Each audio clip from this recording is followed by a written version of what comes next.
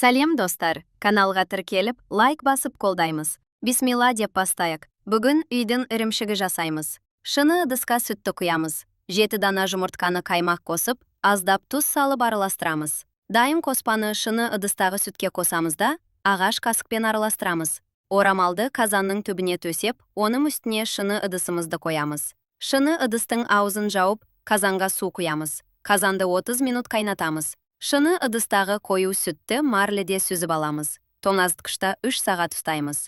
Міне, химиялық қоспасыз табиғи үй ірімшігі дайын.